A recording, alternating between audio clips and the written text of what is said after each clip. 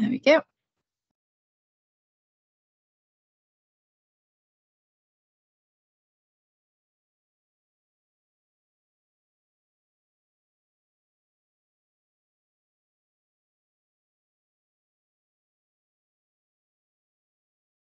Morning, everyone who's joined us so far. We're just going to give it another couple of minutes just for any latecomers to join in, and then we'll get started.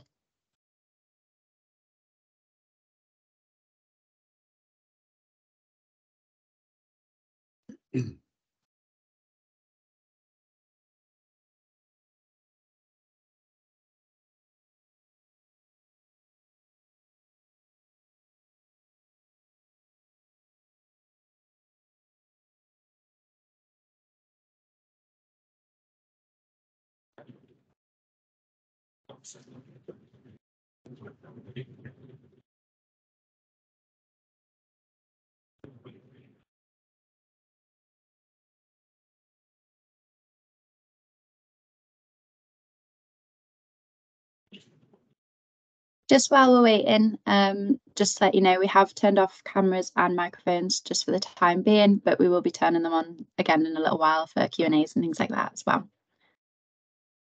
So you don't have to be silent the whole time.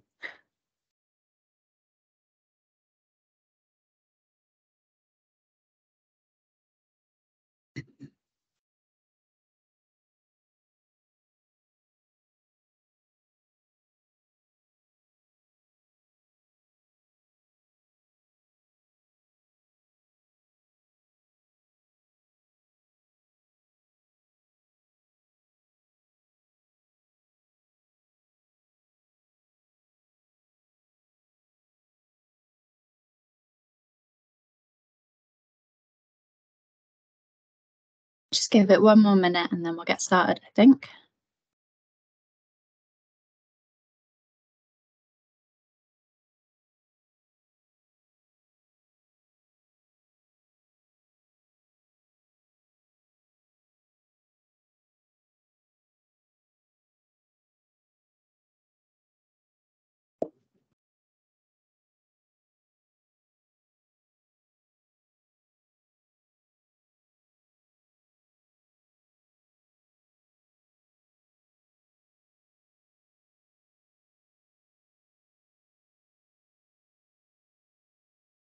Okay, let's get going.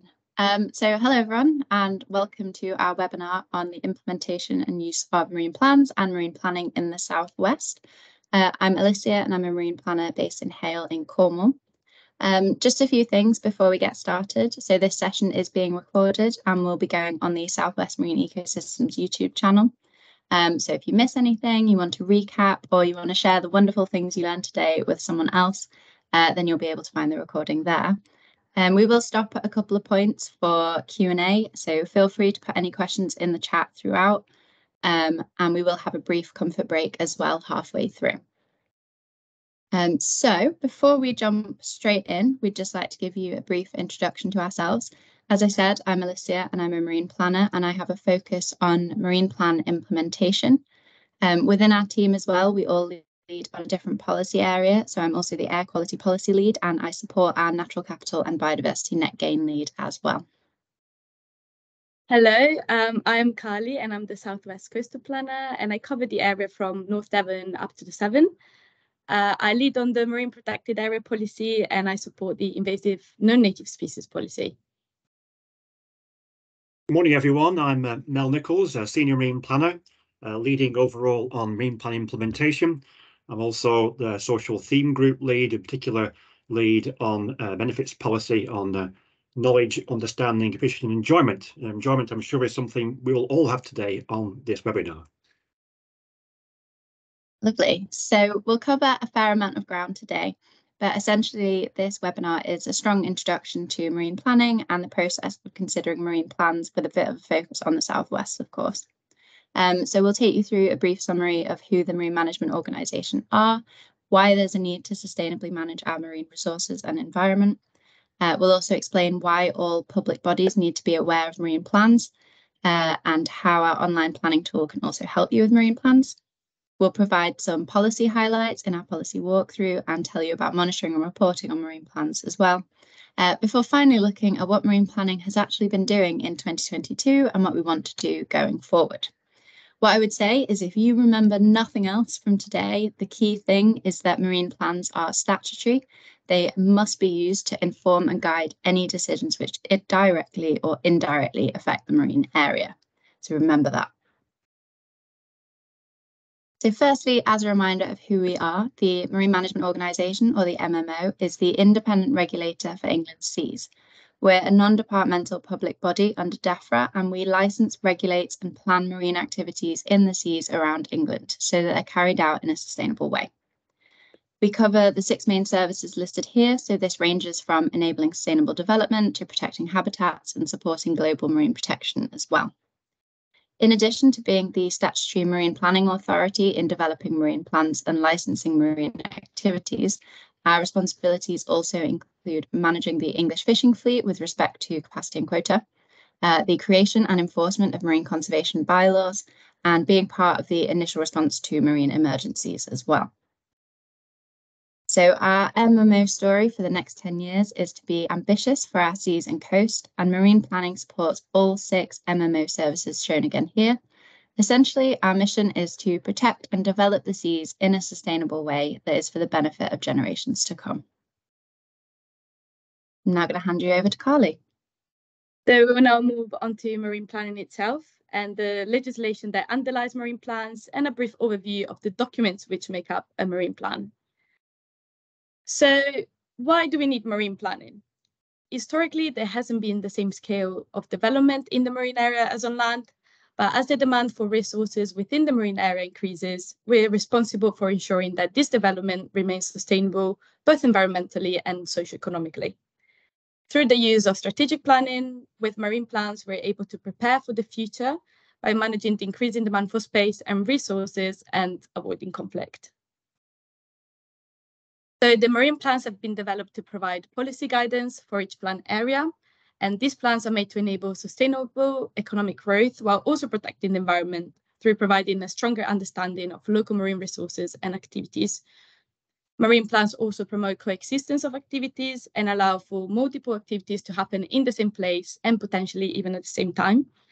For example, the spatial area of each marine plan consists of the seabed, the water column, and the sea surface.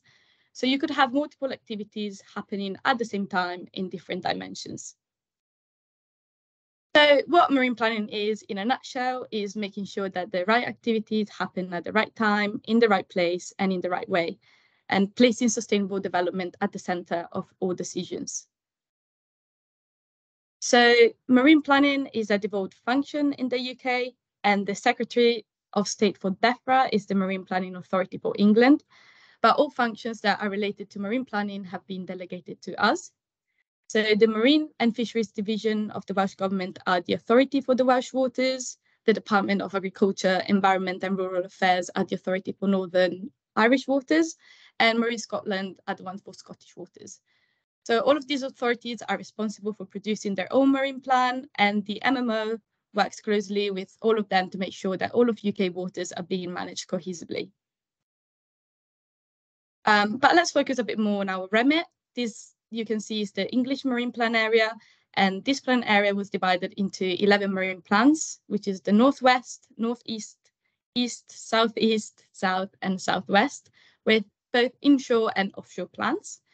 And the inshore marine plan area ranges from mean high water spring or the tidal limit out to 12 nautical miles.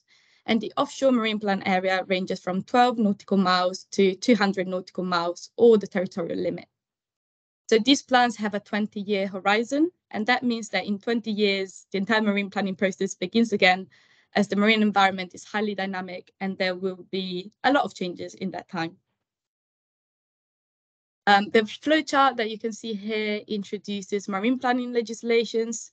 So the 25-year environment plan stated the aim to complete the series of UK marine plans by 2021. And we achieved this with the adoption of all the marine plans for England by summer 2021, including the Southwest Marine Plan. In 2009, the Marine and Coastal Access Act provided the domestic legislative basis for the marine planning system. In March 2011, the Marine Policy Statement was adopted by all of UK administrations, and this provided the policy framework for the preparation of all UK marine plans. And then finally, the marine plans translate the Marine Policy Statement into detailed policy and spatial guidance for each marine plan area. Specifically, Section 58 of the Marine and Coastal Access Act 2009 states that all public bodies making authorization and enforcement decisions which affect or might affect the UK marine area must do so in accordance with the adopted marine plan, and all other decisions must be made with regard to the marine plan, for example, when a public or local authority creates or reviews a local plan. The one that you can see here is the marine planning cycle. And the marine plans are developed using this cycle, which is similar to the process that is also used in developing terrestrial plans. As you can see, evidence and stakeholder engagement is crucial to each step in the plan-making process. The plans are informed by evidence that we gather through ongoing stakeholder engagement, and also by the evidence team that produces and commissions evidence reports and projects. As you can see, step 1 is the statement of public participations and is followed by step 2 to 5, which took place over 3 iterations. At each iteration, there was engagement with local and national stakeholders to gather opinions, feedback, and evidence that would then inform policy drafting. So this iterative process helped to reduce the amount of challenge that occurred at the public consultation phase, as stakeholders had been included in the process from the beginning of development. And this approach also enabled the MMO to focus on locally identified issues and opportunities. The resulting plans were then laid before Parliament to be signed off by the Secretary of State for the Environment and are adopted as the statutory guidance informing marine development. Looking at the Southwest in particular, the Southwest Plan was adopted in June 2021, so it has been in effect for almost 2 years now. At the moment, we are in the implementation and monitoring phase, where we work to improve people's understanding of marine plans through sessions that are quite similar to these, but also through more interactive and face-to-face work. Then we look at monitoring how effective marine plan policies are, which will inform how the plans are then developed over time. We're now beginning to move into the 3-year review and report phase, which is where we consider how effective the plans have been, and report on whether they can continue to be effective or they need updating. So now that you have a bit of an understanding of how the plans were developed, let's have a look at the actual marine plan itself. So the Southwest Marine Plan consists of around 56 pages and contains the marine plan policies. It also contains a plan area vision and objectives. It's supported by our technical annex that is a nice bit of light bedtime reading at around 300 pages long. And this contains detailed notes on each of the policies, including why the policy exists, what it aims to achieve, and how to implement or use the policy to aid decision making. This is supported by a sustainability appraisal and a habitats regulation assessment as well. Geographically, the Southwest Marine Area extends from the Forest of Dean to the River Dart in Devon, and as we've said, from mean high water springs to 200 nautical miles, or our exclusive economic zone. So in marine plan areas such as the Southwest, we also work closely with our neighbouring devolved administrations, as Carly highlighted. So for Wales, the Welsh Marine Plan was adopted in 2019. And as all marine plans are underpinned by the Marine Policy Statement, they're all working towards the same high-level marine objectives around the entire UK. And this is so that our system works holistically. So we've been working closely with the Welsh Government through the entire marine plan development process to ensure our marine plans are compatible with the Welsh National Marine Plan. There are a lot of organisations that have overlapping functions in the marine area, so I just wanted to highlight this figure, which shows the varied responsibilities of all of these and the limits to which their remits extend. So as you can see, for the MMO, we cover all responsibilities listed here from the mean high water springs again out to 200 nautical miles. Just to reiterate what we mean when we say mean high water springs, this is the extent to which a body of water is affected by the tides. So this can include our rivers and estuaries, including those areas that are controlled by locks. So in the southwest, for example, the Tamar is tidal for 19 miles. So all of that area is covered by MMO jurisdiction when it comes to developments that may affect the marine area. To put marine planning into context, our marine planning team has similar functions to a local planning authority strategic planning team.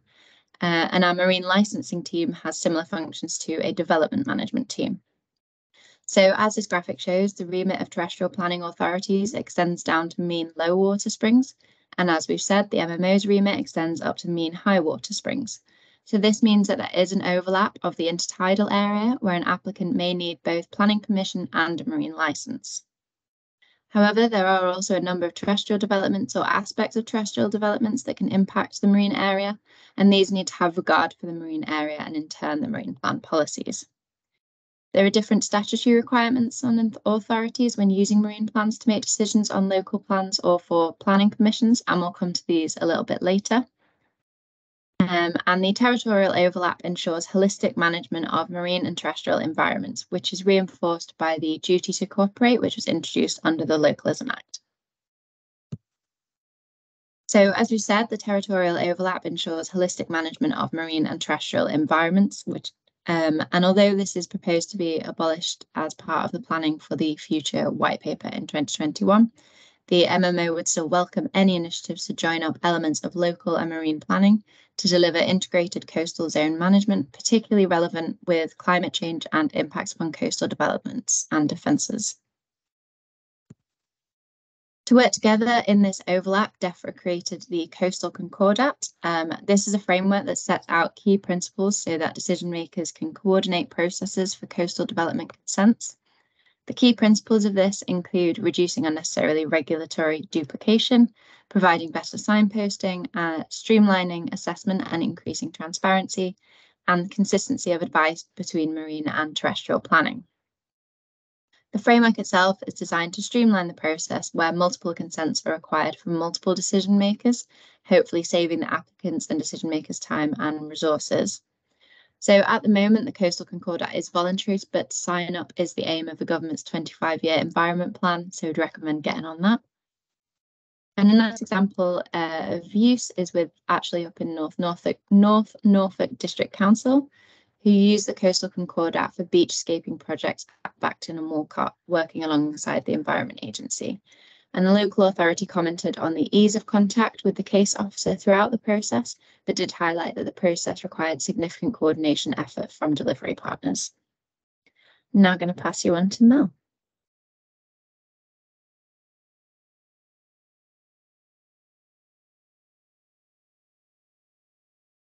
Find the unmute button, apologies. So we're moving to implementation now, which is a posh word really for use of marine plans. And this is where plans really come to life. It's a legal requirement for public authorities to consider marine plans in all decisions that affect England's marine area now and into the future. Why do we bother? What's the value of implementation? Successful implementation of marine plans will help to shape the sustainable development of the region for now and into the future, and it will draw together the social, economic and environmental benefits across land and sea, while striking a balance between local and national aspirations. Use of marine plans reduces the burden on applicants for proposals, providing clarity, enabling them to move quickly from concept to a decision on consent.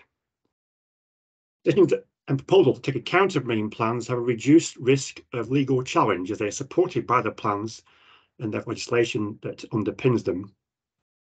And if decisions are taken, to take account of marine plans, England's marine area will manage sustainably and time and money can be saved by all parties. Alongside this implementation will also allow us to understand how effective the plans and policies are in achieving national policy and the high-level objectives when monitoring and reviewing marine plans. Marine plans are principally applied for decisions made by public authorities, and that could include Ministry of the Crown, the MMO, local planning authorities or another public body. There are two main types of decision that these authorities make. They need to be in line with Section 58 of the Act, really key section for use of marine plans. And the two different kinds are 58.1, first of all, that requires all public authorities that make a decision, which is authorization or enforcement, must do so in accordance with the marine plan. And that's a really key phrase to latch onto. The semantics are really important in Section 58, as we'll come to shortly. So if you're making an authorization and enforcement decision, it must be in accordance with the marine plan, unless relevant considerations indicate otherwise. So these are basically any approval, confirmation, consent, license, or permission that might affect or actually does affect the UK marine area. The other kind of decision are Section 58.3 ones, which are not an authorization or enforcement, but can still affect the marine area. These ones have to have regard to. So the key phrase there is to have regard to in comparison to the in accordance with 58.1. So this means that, well, this could include things like local plans that are being developed by local authorities, management plans for AONBs. These must be developed having regard to marine plans under 58.3. As with all planning regimes, there is some discretion in this. It's possible to, if you like, go against a marine plan, having recourse to Section 58.2. And that allows for decisions to be taken that are not in accordance with the marine plan, but you need to sort of state your reasons as to why that's the case. So you may decide there are imperative reasons of overriding public interest or other material considerations, such as a change in the science understanding, which could mean that the plan policies might not be inappropriate in that specific case. Nationally significant infrastructure projects, or NSIPs, include major port developments and large wind farms over 100 megawatts. And these decisions are made at a Secretary of State level, and therefore they are considered under Section 58.3 as well as 58.5 of the Act rather than 58.1. And that's because there are relevant national policy statements which carry equal weight to the marine plans, including the likes of the on energy infrastructure. So NSIP's decisions have to have regard to marine plans, but the MMO are still a consultee on the development consent orders under which there may even be a deemed marine license. And the MMO provides information to support the planning inspectorate decision on the development consent order. Some examples then of 58.1 decisions, which, as I mentioned in the previous slide, was made in accordance with the marine plan. For us, of course, it's the MMO approving a marine license, but also its development of bylaws for the protection of marine conservation zones, granting of wildlife licenses. These are all decisions made under 58.1 that must be made in accordance with the marine plan. Also, the Environment Agency and its permitting of flood and coastal defence works, water discharges, and water abstraction. And particularly local planning authorities need also to determine their relevant planning applications in the intertidal area, so between mean high water and mean low water. But also, if their planning application is above mean high water, but might have an impact on the marine area, then again, the LPA concerned must make the decision in accordance with the marine plan. 58.3 decisions, as I mentioned, these are the NSIPs, such as the big ports and wind farms.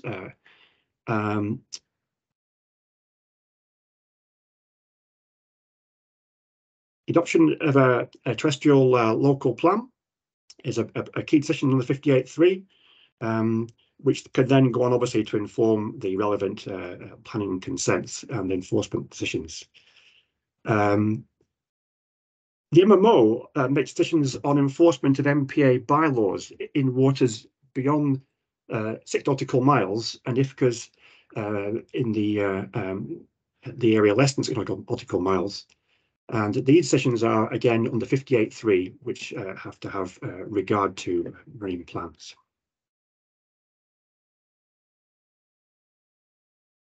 What are we providing then to help these authorities making their decisions? Even though marine plans are relatively new, their use application is broadly the same as for terrestrial plans, as was mentioned in an earlier slide. We really advocate, as a terrestrial planning, it's best to consider the marine plan and policies within it at the pre-application stage. So it's meant to mean that the main plans aren't a tackle on the end; they're integral to the proposal.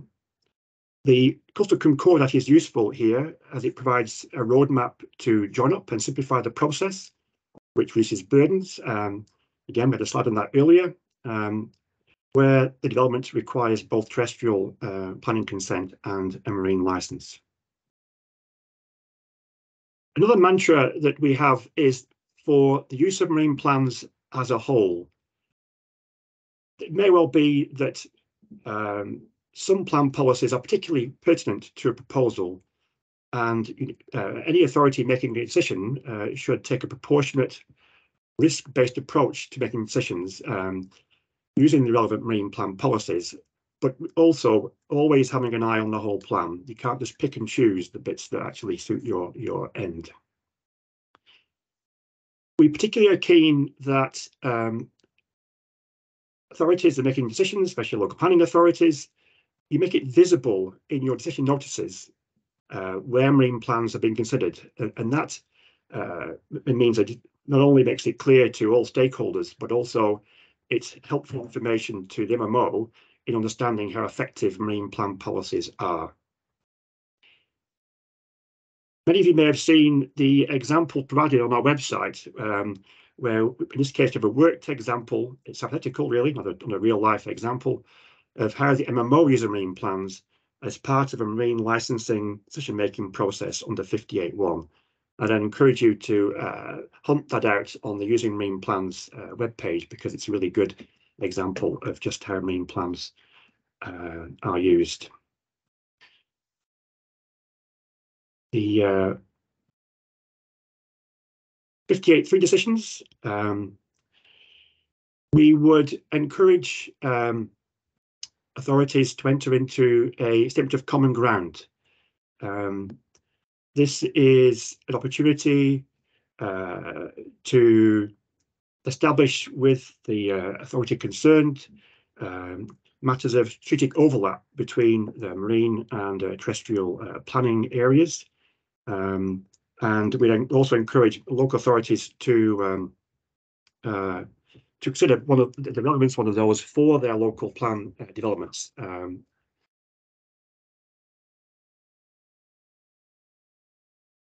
Planning Advisory Service also provides a template which helps to ensure that marine plans are being considered when preparing a plan for examination by the Planning Inspectorate. And again, we'd recommend early engagement with the MMO. As with 58.1, on our web pages, you'll also find a worked example of a 58.3 decision, and I'd encourage you to hunt that out, really. We also have a guide for local planning authorities and other decision makers, which again establishes the way to recognise and incorporate your marine plan considerations into local plan making. I think we're poised for a Q&A. Is that right? Yes, so I'm just going to pop mics and cameras back on, and if anyone's got any questions at this point, we can go through some of those now. Carly will just be checking to see if there's any that have come through the chat in the first instance, and then we'll have a brief break as well. Carly, is there anything from you? Yeah, there's just a question asking if the recording and presentation will be shared afterwards. And yes, so that will be on YouTube on the Southwest Marine Ecosystems webinar. So be able to access it there later on. Perfect. So yeah, if any, oh, go on. The question popped up. There you go. So how successful would you say the plans have been so far, in particular for protecting biodiversity? Well, in regard to the Southwest Marine Plan, there hasn't yet been a formal opportunity to report on the effectiveness of the plan. That, as we mentioned earlier, will be happening next year after 3 years of the main plan. If you've had occasion to look at the other 3-year reports that have been produced for the East, there's been 2 of those over the years of that plan in operation, and also one for the South Marine Plan too. And each of those previously had said that the marine plans were effective across all 3 pillars, including biodiversity, and initially weren't required to be amended. That, of course, changed with the second East Marine Plan, which recognised as effective as the East Marine Plan was, that the context of in the East Marine Plan area had changed over the years. It'd been operating at that time for 6 years, and that recommendation Secretary of State was that the Marine Plan needed to be amended or replaced. So it wasn't saying that the East Marine Plan was broken, but it was saying that it could be improved. So our monitoring would indicate that they have been successful in protecting biodiversity, but we'll find out for this Southwest Marine Plan next year whether evidence supports that view in this area.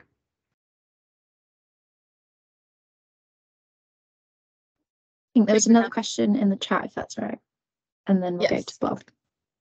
So we have, is multi-use of sea space / coexistence mentioned in the Marine Plan? If so, could you elaborate on that? Well, definitely. Yeah, so Alicia, over to you. No, go on. I should say, yeah, so we have coexistence policies within the Marine Plan, which you can find details of in the technical annex. We do also have, as we highlighted at the beginning, policy leads within our team. So obviously, like I'm air quality, and we have different ones, but we do have a policy lead for coexistence as well. And that person is responsible for consistently horizon scanning, collecting new evidence, new information, new data, and we use that then to inform the development of the policies when we monitor and review and reiterate marine plans as we go. Mel, I don't know if you want to add anything to that in terms of the details of coexistence policy itself, maybe? No, other than that, it obviously applies any one specific in situation in terms of its proposal or any area concerned. So that needs to be applied as appropriate to the area and to its evidence. The next bit we're going to come up to, Explore Marine Plans, is a tool that helps to demonstrate opportunities for multiple use of the marine area and where there's scope for coexistence. But absolutely, it's a central tenet throughout the Marine Plan that we're seeking to achieve that where possible. So if we've got no more questions in the chat at this point, I think we'll go to Bob.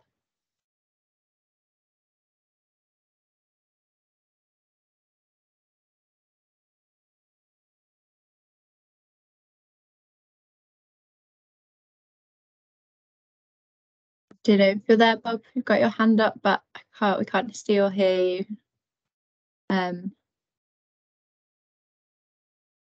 Should be able to turn your mic on. If you can't, are you able to post your question in the chat just in the meantime?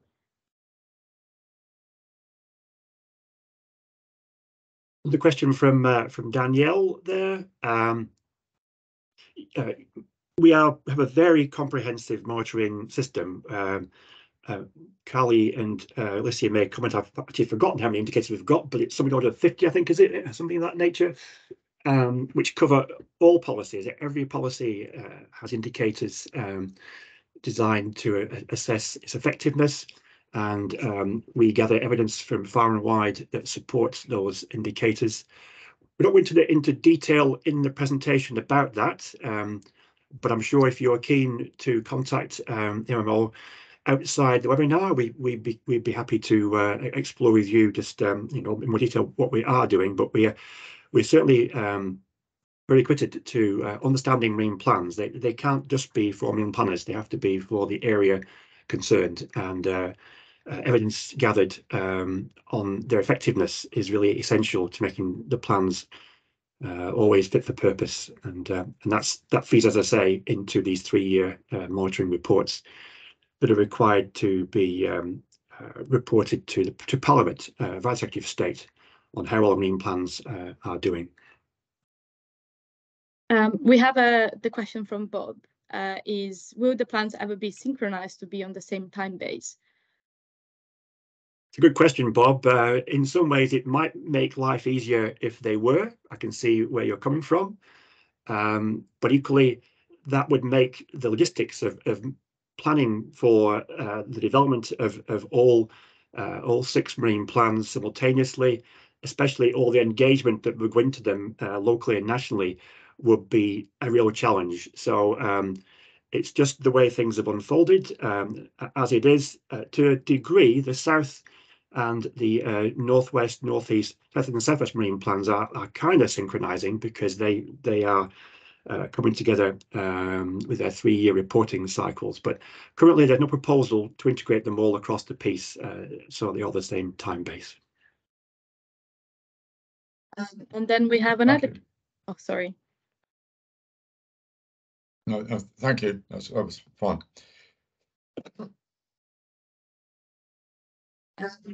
We have another question saying, I'd be interested to know if you have a stance on the eternal land sharing versus land sparing debates in the marine context in your plans.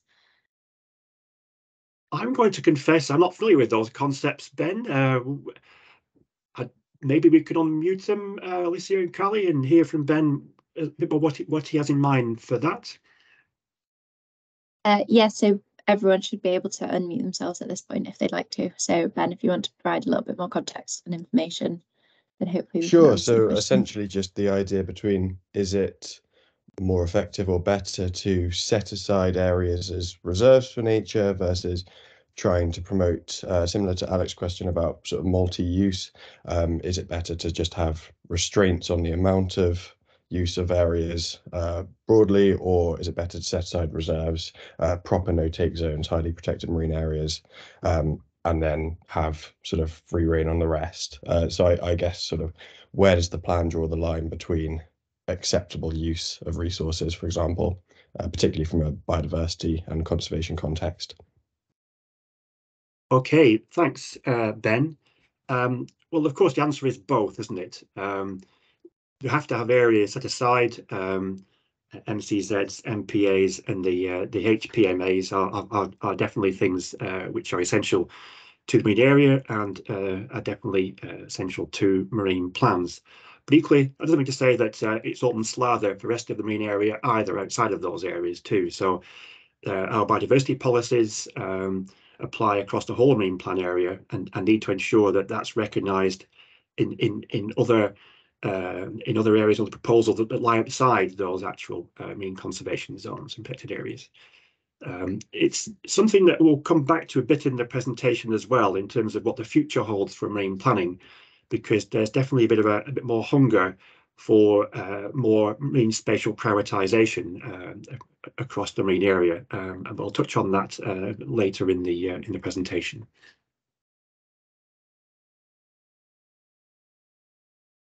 Lovely. Okay. So if that's all the questions for now, we'll just have a quick 2-minute break. So if anyone needs to pop off to the loo, is absolutely gagging for a cup of tea, we've got a couple of minutes now, and we'll go back in at 10:41, maybe 42, because I don't know how far we are through the 39th minute.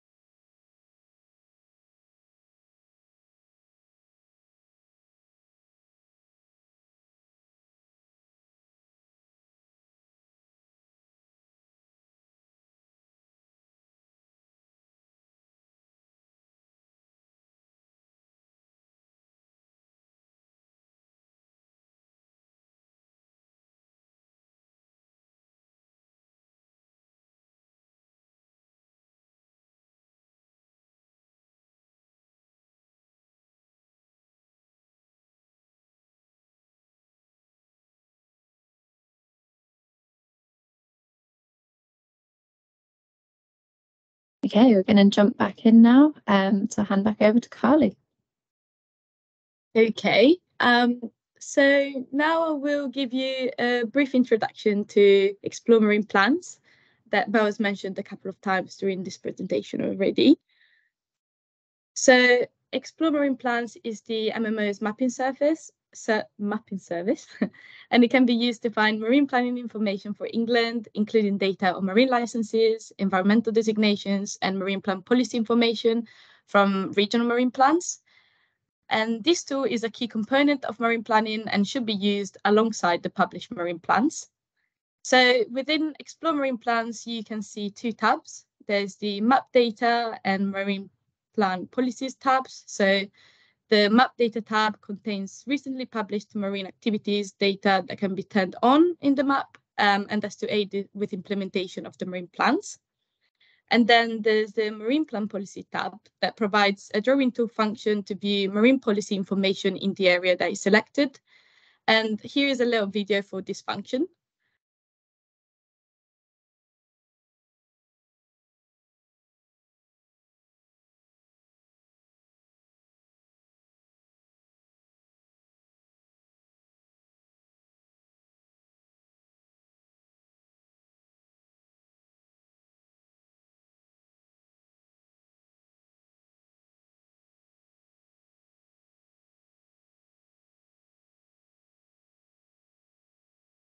So as you can see, this can be quite useful to identify the policies that apply to a specific area. And maybe later on, if you have a bit of time, you could have a look at it and try out yourself. But now I'm going to walk you through the bird type of policies in the Southwest Marine Plans and how they apply. So some policies apply across the whole of the plan areas, other just to the inshore or offshore plan area, and some apply to defined spatial areas. And plan policies have been expressed spatially where possible by using maps that can be found within each published marine plan and on the Explore Marine Plans online service that I've just shown you.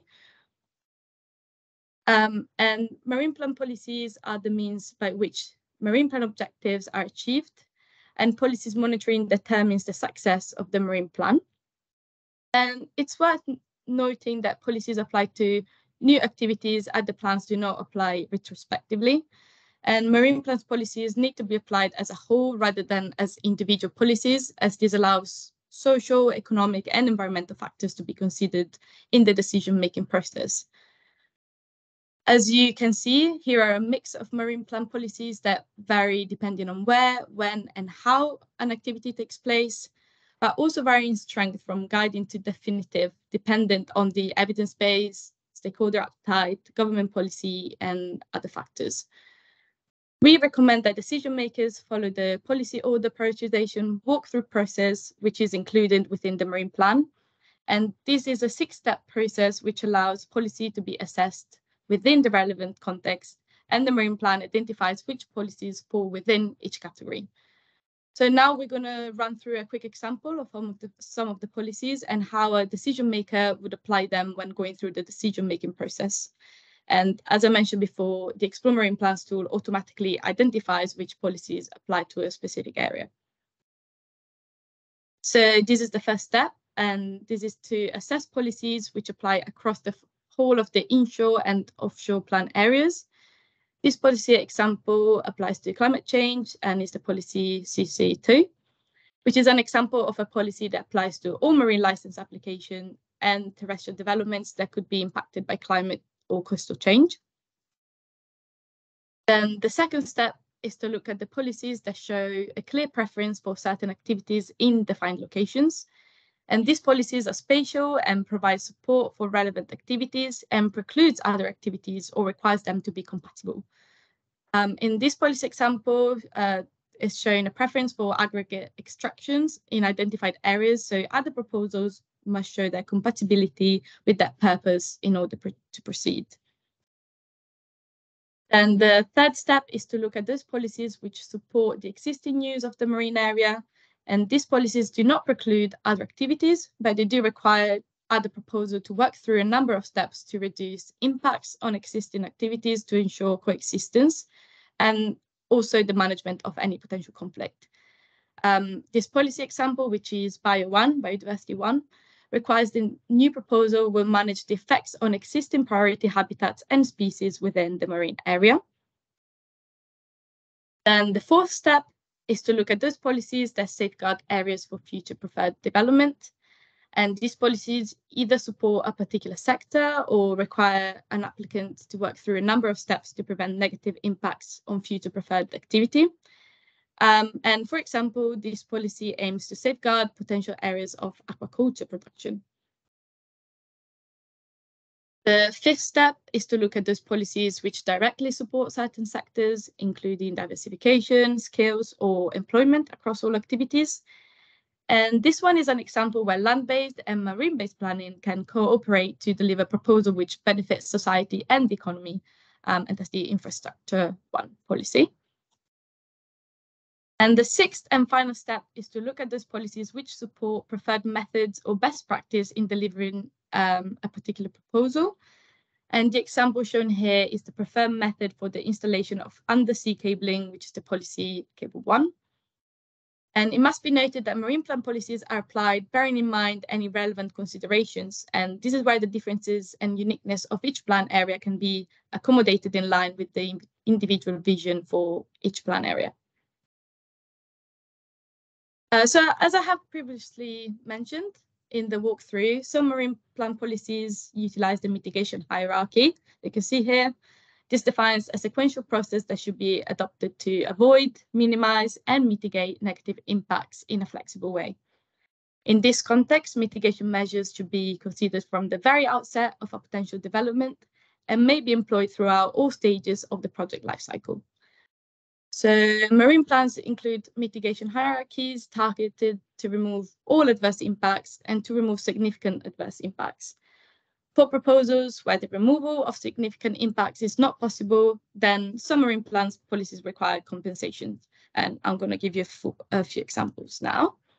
So these are some of them. The MPA 1 ensures that proposals that may have adverse impacts on the objectives of marine protected areas must demonstrate that they will, in order of preference, avoid, minimize, or mitigate adverse impacts, with due regards given to statutory advice on an ecologically coherent network. And then the second example you see here is the aggregate 3, where proposals in area of high potential aggregate resource that may have significant adverse impacts on future aggregate extraction should demonstrate that they will, in order of preference, avoid, minimize, mitigate significant adverse impacts on future aggregate extraction so that they're no longer significant. And if this is not possible, then proposals should state the case for proceeding. And then, as you can see in the last example, the biodiversity 1 has the hierarchy with a D clause, which is allowing for compensation for significant impacts that cannot be avoided, minimized, or mitigated. And then I'm passing on to Alicia for monitoring. Yes, so I'm now just going to go into a little bit of detail on our monitoring and reporting process for marine plans. So the MMO has a legal requirement to monitor the marine plans under Section 54 and 61 of the Marine and Coastal Access Act. So monitoring of the implementation of marine plans informs us of how plans are being used and allows us to measure the impacts of plan-led management on the English marine waters, in particular whether we're meeting the targets of the high-level marine objectives. And this is something that we've touched on a bit already with our Q&A discussion earlier on. So the Northeast, Northwest, Southeast and Southwest Marine Plans approach to monitoring document describes how the Southwest Marine Plan will be monitored and in time will be supported by a separate annex of indicators, as we previously mentioned, that set out detailed indicator descriptions, including quality assurance undertaken. And this essentially sets out how we measure each of our policies. So as Mel said, we've got about 50 of these indicators and we use those to monitor how well the policy is being used. So the approach to monitoring adopted by the Marine Management Organisation is informed by the HM Treasury, the Magenta Book, and the development of monitoring indicators will be informed by recommendations made in the sustainability appraisal. Our marine plan monitoring includes the indicators, as mentioned, as well as surveys and case studies as well. So again, as we've discussed a bit already, no more than 3 years after its adoption, the MMO produces a report for the consideration and agreement of the Secretary of State to lay before Parliament on the individual marine plan. Every 6 years, a report is produced on all marine plans together, and reporting to Parliament covers the effects of policies, the effectiveness of policies in securing plan objectives, and progress towards regional objectives and the marine policy statement. The 2023 year report on the East Marine Plan, for a bit of context, showed that specific plan policies are having a positive effect, but it also identified some limitations and the need for further improvements. So this is what Mel was discussing earlier. So at that point, it was accepted that the East Marine Plan will be amended or replaced through a full statutory consultation process. So if you think back to that original planning wheel that we showed you, it starts that process again. So the first 3-year report on the adopted South Marine Plan, by comparison, showed that although there'd been significant change to the policy landscape since 2018 when it was adopted, the plan remained relevant and broadly aligned with national and local priorities. Instead of amending the plan, engagement and amendments to supporting tools like Explore Marine Plans were to be improved. Positive progress has been made towards embedding the plan within the decision-making process there, and the plan is demonstrating positive progress towards achieving almost all of its objectives. The second progress report for the South report is due in July 2024, along with the first progress reports for the Northeast, the Northwest, the Southeast, and of course the Southwest, which is June 2024. Now I'm going to hand back over to Mel for a bit on the future of marine planning before a final Q&A. Thanks, Alicia. The adoption of marine plans for all England's marine areas is a major achievement, but we're not sitting on our laurels really. Marine planning does not just stop there. So I'll now outline some activities the MMO has underway to continue to develop and improve the effectiveness of marine plans. Basically, initially, we will continue with implementation. We continue to work hard to develop our relationship with all stakeholders, especially authorities making decisions, engaging with you regularly, keep you updated and involved in the marine planning process, and to support the use of marine plans by authorities. As mentioned, we will continue to monitor the effectiveness of marine plans in achieving the marine policy statement handling objectives, and we're always keen to explore best practice in monitoring and to roll it out. As mentioned, we're required to provide a report to Parliament on the effectiveness of marine plans every 3 years, and as has been mentioned, the first one for the Southwest is due next year, and we've already initiated steps to prepare that first 3-year report. The evidence that's collected by your Southwest Marine Ecosystems process is really important to us and can potentially contribute to evidence base that we use to monitor marine plans. So that's why we're very keen to be involved with this group that's on this call today. And we continue to engage on a more strategic approach to marine planning.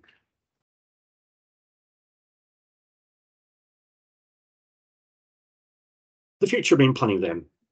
Implementation continues, but we have commissioned a number of pieces of work to have independent assessment really of how we're doing. And the Policy Lab piece of work done in partnership with DEFRA, and a report was produced addressing the improvements required for the usability of marine plans. And there's a few insights that are provided there. Especially proponents, applicants need to see that how plan policy is related to the decisions being taken on their proposals. And not just applicants, I guess, but all stakeholders need to feel that marine plans are meeting the sort of evolving challenges facing marine environment. And it was also indicated that marine plans need to be even more integrated into licensing process. So mainstreamed in it rather than being something running alongside it. And lastly, that applicants need to understand more about what's expected of them in terms of their use of marine plans. Now, these insights we take to heart and are being incorporated into marine planning and also into the marine licensing decision-making process within the MMO. So it's already being put into practice. And part of that has been updating the marine case management system. That's the process that marine licensing uses in tracking applications for marine licenses, and the upgrade to that ensures that plans are actually at the centre of the licensing system. In fact, they're actually front-loaded into that process. So from the off, marine plans and policies are central to that process of considering applications for marine licence. We'll continue to monitor the effectiveness of marine plans in achieving the objectives. Indicators that have been mentioned. We're always keen to gather more and wider data. So if any of you have evidence that you feel would benefit the marine planning process, then please send it through to us and we will add it to our evidence base.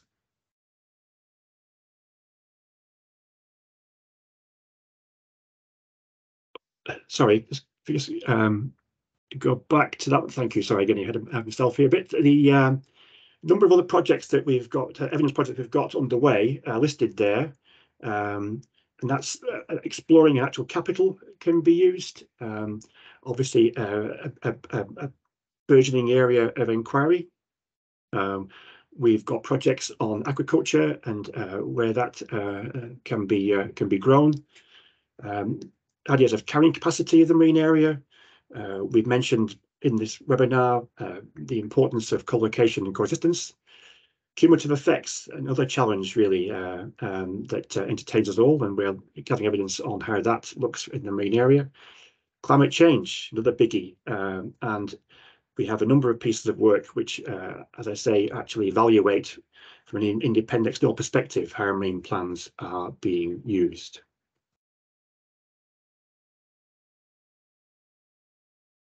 Next slide, Tar. Yep. The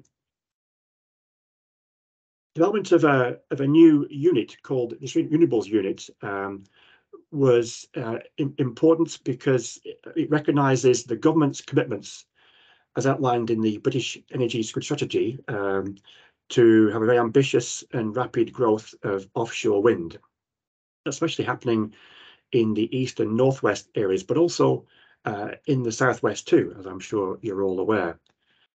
We are developing a more strategic approach to that, and that's the creation of this new unit, which straddles marine planning and licensing teams within the MMO. And the SRU leads the MMO's engagement with wider government, industry, all stakeholders, and is working to identify current and future challenges, opportunities and solutions, and to strengthen productive relationships with all stakeholders, and also to implement internal change within the MMO, recognising the importance of renewables. So, spatial planning.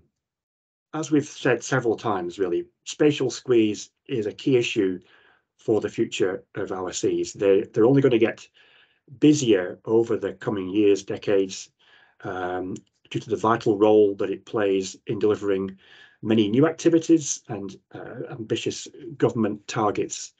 That includes delivering on net zero, energy security, the Fisheries Act and the rise of fisheries management plans and opportunities that were presented through leaving the EU.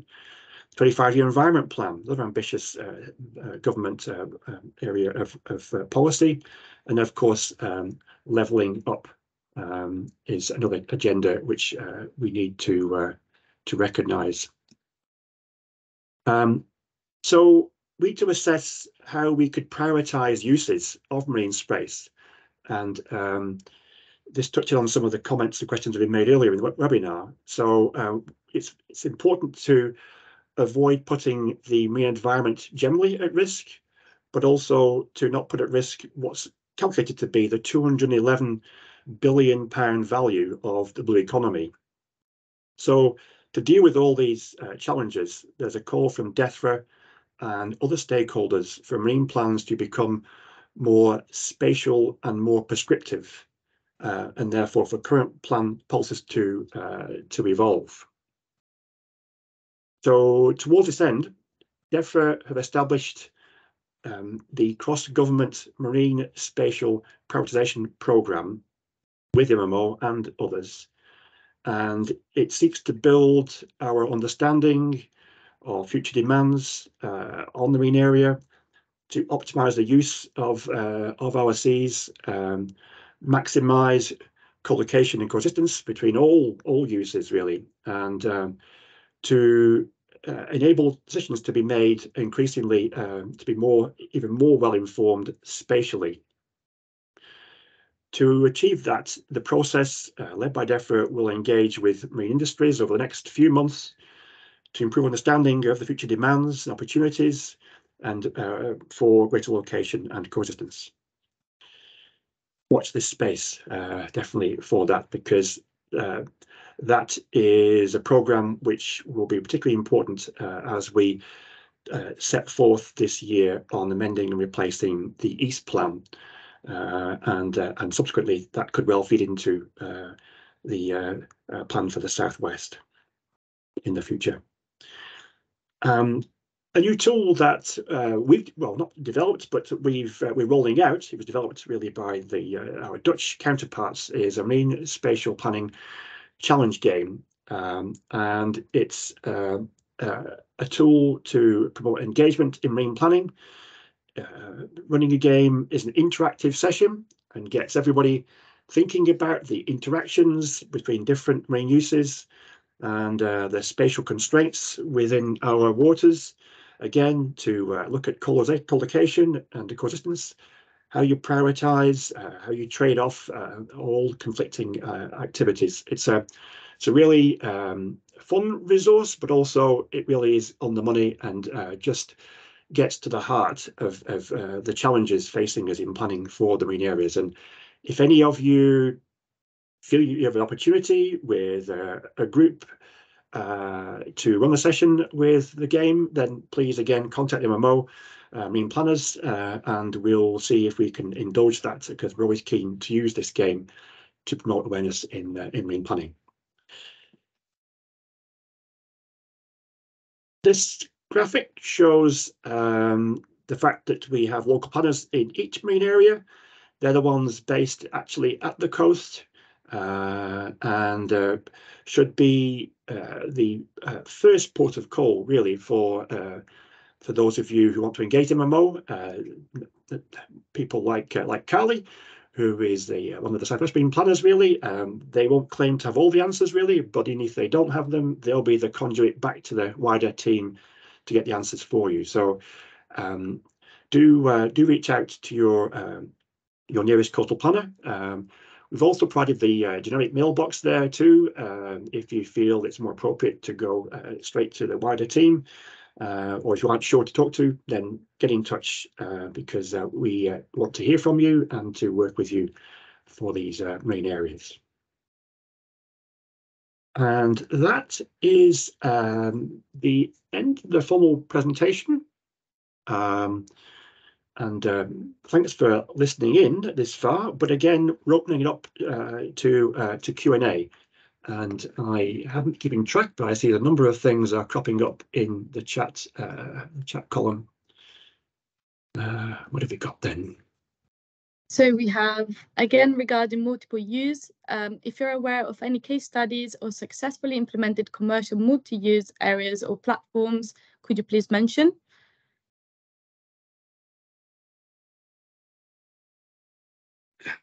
It's something that we are working on, but I'm not aware of a single sort of multi-use platform. The Dutch do have an approach for offshore wind, which is they find effective and that we will be exploring. I'm just looking whether any of my colleagues who I was asking about this question earlier on have an answer. Again, a separate colleague has also commented on the Dutch. They're obviously quite progressed with their marine planning, and we work closely with them to explore lessons to be learned to bring over here. So a bit of a fudge of an answer to that, but we continue to develop it with the East Marine plans to maximise opportunity for co-location. Tendering and permitting procedure. Sorry, go on, Charlie. Yeah, so what is the tendering and permitting procedure for multi-use in your plan, if it's relatable? I'm not sure the question, Alec. The policy walkthrough, which we took you through, shows how that is achieved, because of course at any one proposal it is generally taken on its merits at the time of the application. So there's in regard to like offshore wind, the releasing of the leasing rounds are handled by the kind of state. So it's really their procedure. I'm not sure you call it tendering and permitting, but that's where they release their leased areas, and then which then go on to form the NSIPs and development consent orders, which would ensue from that.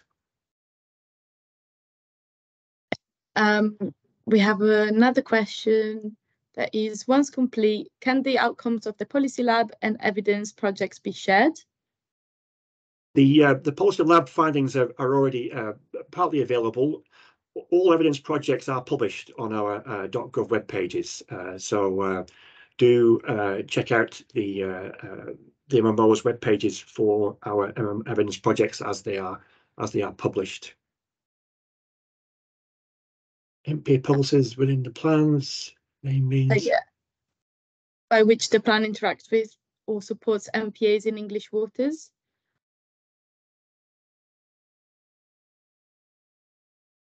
The relationship, sorry, Danielle, the relationship with what, sorry? Yeah, sorry about that. Yeah, I'm just keen to sort of better understand how MPAs fit within the marine plans, and kind of, because I noticed the MPA policy was listed as an example in terms of sort of making sure that activities within the plan areas don't negatively impact on the MPAs. But I'm just, is that sort of the main way that plans sort of help to protect MPA areas, or is there another sort of type of relationship or feedback going on as well? Thank you. We do have in the MMO, of course, the marine conservation team, and that's principally their function to look after the MPAs, and we work closely with them in developing the policies to achieve that. So yeah, we're not the only arbiters of that in the MMO.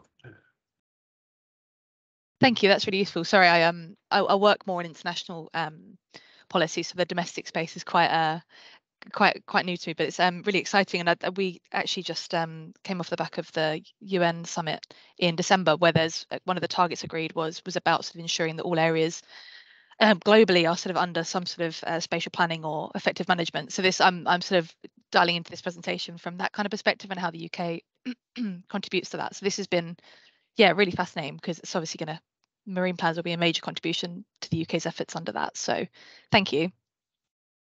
And they are a layer in exploring plans. You can see how they fit with and overlay with other activities, other resources, opportunities. So do delve into exploring plans and see how MPAs are reflected there.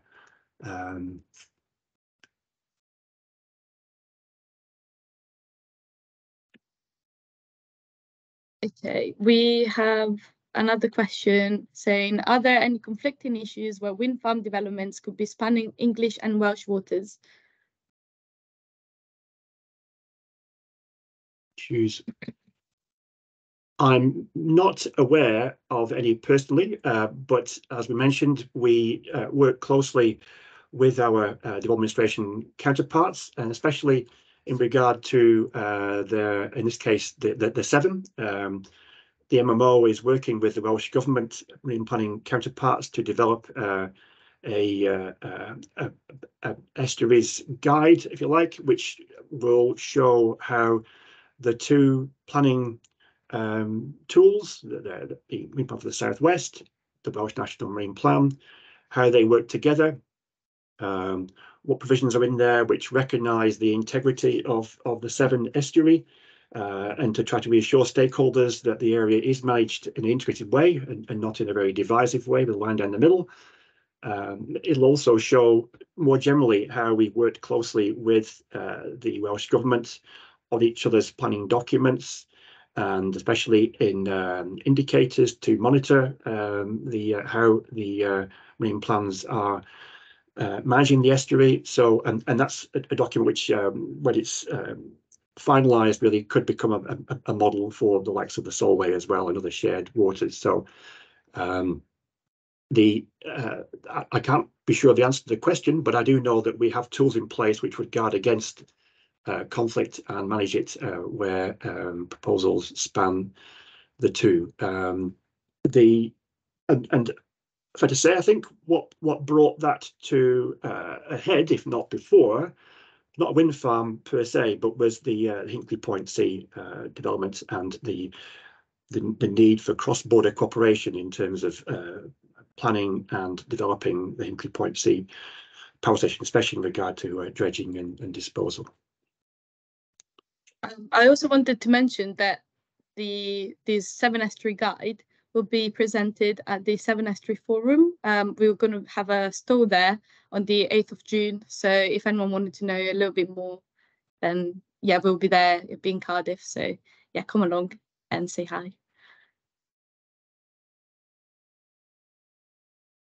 And I think at that point it might be fair to go to Bob. He's patiently waited with his hand up. Yeah, can you hear me okay? Yeah. Yeah, great. Well, can I just thank you all for putting on this webinar this morning. It's been extremely informative and certainly brought me up to date with what's going on. So I just really like to reiterate our thanks on behalf of Southwest Marine Systems Programme. You must, the phrase, the policy landscape is changing, must fill you with all sorts of delights, really, because I can see all of your documentation having to change every time the landscape changes. But it would be really interesting to know your thoughts about spatial prioritisation and how you see that playing out, or how you see that interacting, not least when it comes to, you know, and of course this bumps into the bigger end of the development spectrum, you know, the offshore wind. Certainly the Dutch model, you know, very definitely is at the largest scale, really. So I just wondered whether you had any kind of views of how you think spatial prioritisation might play out, Rob. Thank you. Thanks, Bob. Were you meaning in regard to what it would look like in a marine plan? Is that what you were suggesting? Yeah. Yeah. I don't know. The jury's out on that one. We are, as we said, we are a key partner with DEFRA in exploring what that looks like, and we'll definitely be looking at opportunities from other parts of the world. You're right. The Dutch have a much smaller marine area, much more mature marine planning, and a different kind of context to our marine plan areas, but still things that we can possibly learn from them. The Explore Marine Plans tool will be key to even more so to how we become more spatially expressed in our marine planning as much as in marine plans themselves. But really, I can answer the question. I think we're getting ahead of ourselves if we actually did commit on this call to what it will look like. But there's definitely interest across governments, across stakeholders, not least revealed by the Policy Lab report, to maximise that spatial expression of marine plans. Thank you. sorry, Bob, we can't give you an answer today what the menu will look like and different tools and words on the page really, but it's going to be key, and we want to maximise the use of that in the East Marine Plan in the short term, because that's the current plan that's up for grabs in terms of mending and replacing. Thank you.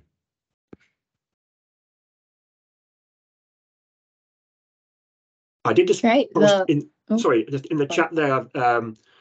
While we were on this call, I was exploring with colleagues who lead on coexistence really, and the example given there in the chat is again of a seaweed farm that's located between offshore wind.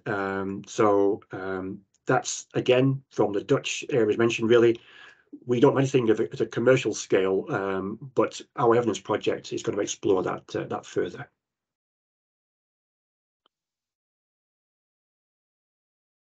Other ones in there?